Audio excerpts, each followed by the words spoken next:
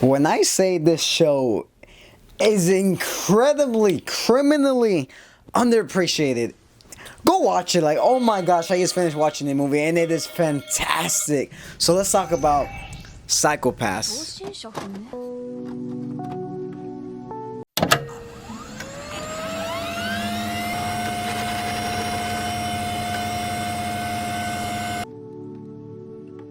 So before I begin, I do want to give a fair warning that this is one of those series that if I say too much, it's really going to spoil the series. It's going to spoil the ending, it's going to spoil all the twists. So I got to be kind of careful with how I discuss this series because I don't want to spoil the series for like anyone that's interested in watching it. So think of it like this. I'm going to be talking about the main general concept, the narratives and the themes behind this series. And some of the characters, but I'm not gonna delve too much into the plot because if I do, it's really gonna spoil some of the big twists, and I don't want to like ruin that for you guys that are interested in watching it. With that being said, if you heard me right, let's talk about Psychopaths. Anyways, this series honestly is just incredible. I just finished watching Psychopaths Providence. It's one of the films that was released here in theaters, at least here in North America. What's kind of weird about my experience watching the film last night was the fact that as I was like watching it like 10 minutes in, the theater shuts down randomly, like, oh, there's a fire alarm. I'll show you guys the videos. Do not use elevators.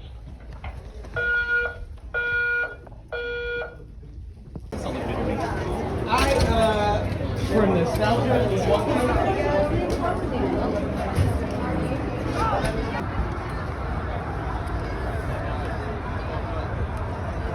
Was honestly kind of weird, to be honest, why they did that. Not to be like the conspiracy guy, but I've been seeing this thing online where there's this film called The Sound of Freedom that they don't want you to watch it, so purposely they've been like shutting down movies and whatnot to like stop people from watching it. I don't know if that's real or not. I haven't seen that movie yet, but I'm kind of leaning to the conspiracies. They're kind of onto something, but that's not what this video is about. One thing I really love about the film that like kind of had me on edge, I always like got hyped to see, was the moments between Akane and Kogami. Like those two have such good chemistry. They have such good passion. They have such good writing. Every time they're on screen together, it always feels like something exciting, something thrilling is about to happen. And every time they would show up on screen, I'm like, damn, I really want to see more of these guys. I really want to see more of their dynamics. I really want to see them interacting more, and it's just pretty cool. It is generally a good vibe with them. Like, you know, shit is gonna go down when they're both on screen. Like, things are gonna get very much serious.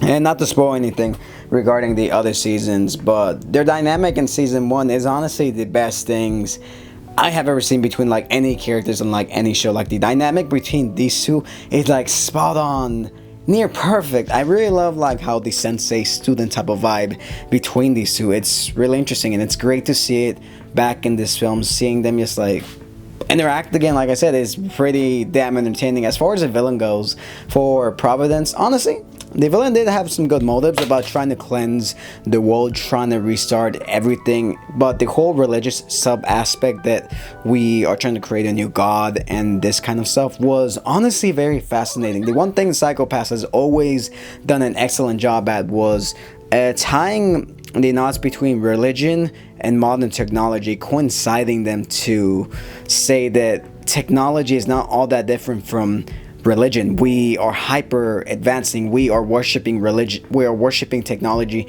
as a new type of religion, and that is a scary possibility, as that we have incorporated technology into our bodies so much that we are becoming one with the machine. We are becoming ascended. We are becoming near godlike beings. And I really love the take that Psychopath says, when is too much too much? Like, when are we gonna stop and think, are we even humans anymore? Is this even for humanity? What is the point of us inserting technology into ourselves and letting it control us?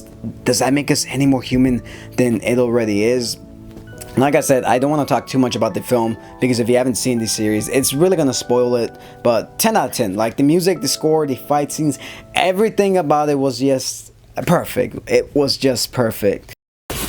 Now that I've talked about Psychopath's Providence, gave my light thoughts on that film, I kind of want to talk about the series as a whole. So the beginning of Psychopaths starts off pretty interesting because it starts off at a fight at what I believe is Tokyo Tower with the bad guy and the good guy. These characters are Makishima and Kogami, and you see them facing off, and then it jumps towards the very beginning. You have the introduction of Akane Tsunemori. Yeah, Akane Tsunemori. Basically, she's like this fresh young girl. She's right out of college. She's ready to join the crime bureau investigation. She's ready to stop crime and whatever the case is, but it's not all that it seems. The first time she like jumps in, she gets sent into the investigation unit to deal with a crime. She basically has to like end someone's life, or like at least one of her partners has to end someone's life, and that's very shocking to her.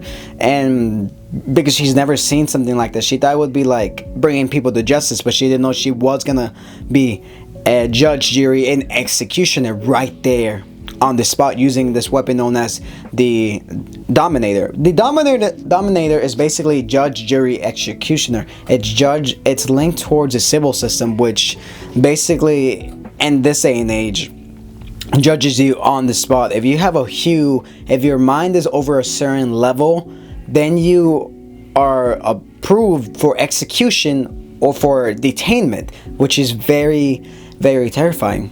But the introduction to Akane and how she's so innocent and how she gets dragged down into this world of crime and conspiracy is basically a meaning telling us that no, if you want the truth, sometimes the truth might not be all that it seems. Is it better to be blissful and ignorant, or to be sad and know the truth? Which is what I love about Psychopaths. It has such profound meanings. It has such profound themes and ideology that makes you question things, makes you wonder, do I really want to know what's happening, or would I rather stay ignorant and be happy, or would I want to know the truth and be worried and absolutely terrified out of my mind? If you're a conspiracy theorist, then this show is honestly 100% for you, because it has everything you would want. It has crime, it has psychological drama, it has conspiracy, it goes down a rabbit hole. It talks about politicians, it talks about themes of politics, themes about religion,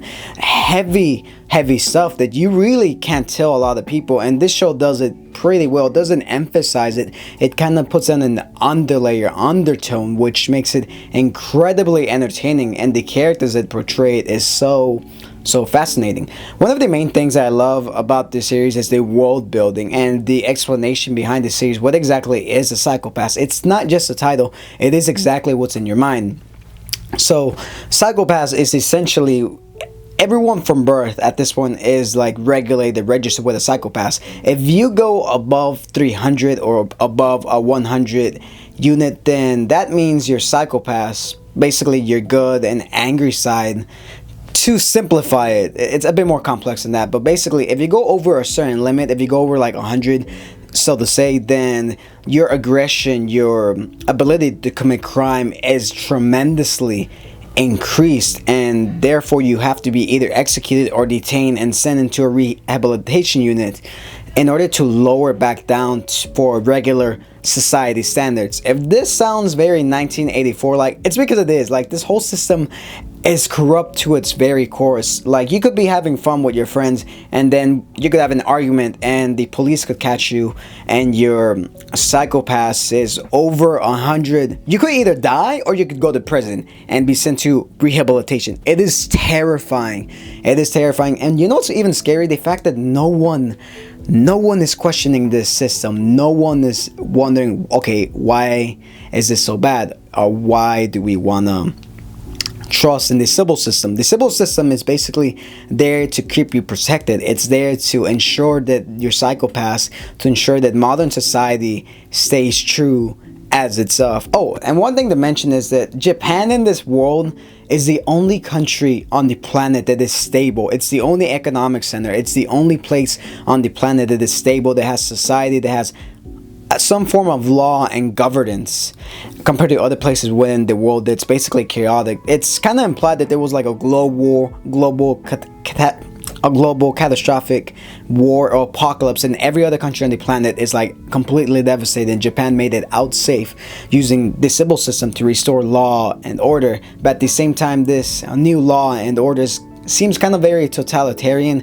and very oppressive, very 1984 like, and it is absolutely terrifying to see how humans have relied on technology to the point where it's basically governing them. Everywhere you go, all the police, it's basically robots, it's basically drones, basically AI type of stuff, and like humanity has ingrained itself with technology to the point where you cannot even have your own room without it being a hologram. You can customize your room using hologram technology, and your clothing can also be used wearing holographic technology. Like, that is terrifying. That is terrifying, like to the point that we are relying so much that we now use technology for basically everything in our aspects, to control how you eat, to control how you live, to control how you sleep, to control how you meet friends. It is absolutely terrifying. And you know what's even more scarier? The fact that this is all happening right now in this day and age, 2023, as of the moment of I'm recording this, there is currently a writer strike, there's a actor strike about the purpose of using AI technology to replace actors to make everything cheaper. And if that doesn't sound like the premise of Psycho-Pass, where technology is basically controlling everything, then that is terrifying. That is absolutely terrifying. For me, I mean, I wouldn't mind AI if it's in order to better society, in order to better reinstate mankind, to like move it forward, to like progress it, to cure diseases, to end hunger, to end wars. But no, the way technology is ran by these mega corporations, the way technology is used by politicians and such, is used to control you. Same way in this series of Psycho-Pass, technology is not there to protect the general public. It's there to control the public, to prevent them from causing chaos, to prevent them from causing another revolution, to prevent them from stopping crime. And in order to do that, they created the system, the civil system, to govern people. And everyone at birth, children, babies, women, men, they all have a Psycho-Pass unit. And what's crazy is that some of the people in this series are kind of immune to the Psycho-Pass because they're able to keep it below 100. Take for instance one of our main characters, Akane. Her Psycho-Pass, her hue basically is very clear. No matter how stressful she is, she can always maintain it, and the system will never read her as a threat, never read her as angry. Even when she's angry, she keeps a calm, collective state of mind. Same way with one of our other characters, Kogami. He's a very interesting fellow because he was a detective at one point, and after his Psycho-Pass increased to such a degree, he was turned into an enforcer. If you're not too familiar with an enforcer is basically like a former detective turned to a criminal, and now the criminal is basically like a hunting dog. It is an enforcer used by the detectives to do the dirty work of the Public Bureau of Safety. I believe that's what its name is. And it is interesting and terrifying to see how all these potential criminals, all these latent criminals, are now used by the agency, by the government, to do their dirty work, to enforce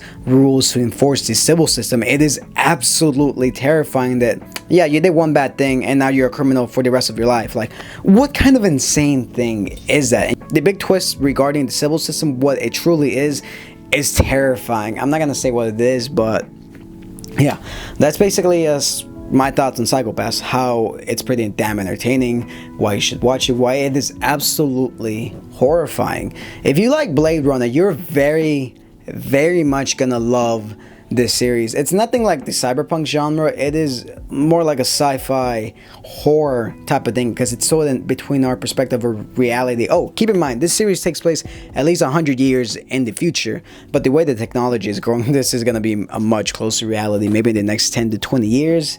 But yeah, that being said, that was just my thoughts on Psycho-Pass, how reality is becoming strangely, how fiction is becoming reality. And yeah, go watch the series. Let me know what you guys think. Did you watch the film? Have you watched the series? Who's your favorite character? Do you agree with me? Do you not agree with me? That being said, I'll catch you guys on my next video. I don't mean to sound conspiracy theories like, but yeah, stay tuned. My next video is going to be something more entertaining. Mushoku Tensei, so keep an eye out for that. And be sure to watch out my other videos and check out my cyberpunk videos. So yeah, peace.